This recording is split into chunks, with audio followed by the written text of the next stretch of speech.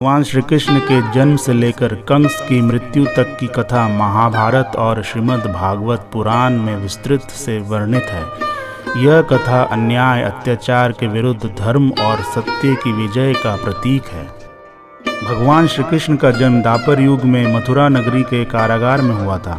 मथुरा के राजा उग्रसेन के पुत्र कंस ने अपने पिता को कारागार में डालकर सत्ता पर अधिकार कर लिया। उसकी बहन देवकी का विवाह वृषणी कुल के राजकुमार वासुदेव से हुआ।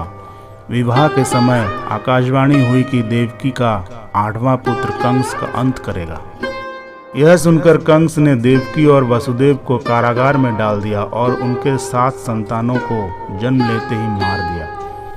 जब देवकी गर्भवती हुई और 8वें पुत्र के रूप में भगवान श्री कृष्ण का जन्म हुआ, तब स्वयं भगवान विष्णु ने आधी रात को कारागार में अवतार लिया। जैसे ही श्री कृष्ण का जन्म हुआ, कारागार के द्वार खुल गए और पहरेदार सो गए। वासुदेव श्री कृष्ण को यमुना नदी पार करके गोकुल के नंद बाबा और यशोदा के घर छोड़ आए और बदले में यशोदा की पुत्री योग माया को लेकर वापस आ गए।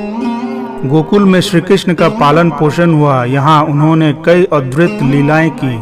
उन्होंने गोपियों के साथ माखन चुराया, गोपियों के साथ रासलीला की और कई दुष्ट राक्षसों का वध किया जिन्हें कंस ने भेजा था।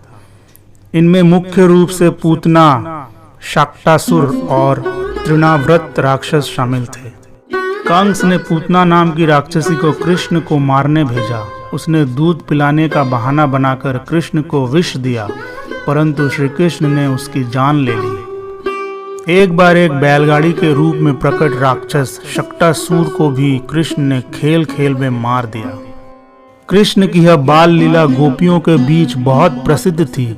वे अपने बाल सखाओं के साथ मिलकर माखन और दही चुराते थे, जिससे उनके भोलेपन का भी पता चलता था और दिव्यता का भी। जब कृष्ण थोड़े बड़े हुए, तब उन्होंने कालिया नाग को यमुना से भगाया, जो वहां विष फैलाकर सभी को परेशान कर रहा था। उन्होंने गोवर्धन पर्वत को अपनी छोटी उंगली पर उठाकर इंद्र के कोप से गोकुल वासियों की रक्षा की। यह घटना गोवर्धन पूजा के रूप में मनाई जाती है।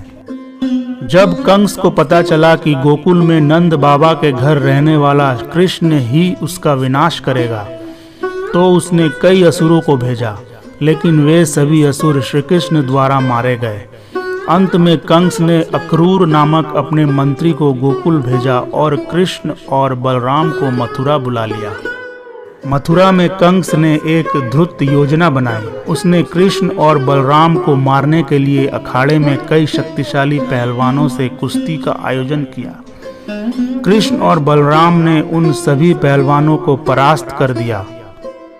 इसके बाद श्री कृष्ण ने कंस के महल में जाकर उसे बालों से खींचकर अखाड़े में लाया और उसका वध कर दिया। इस प्रकार कंस का अत्याचार समाप्त हुआ और मथुरा नगरी को उसकी क्रूरता से मुक्ति मिली।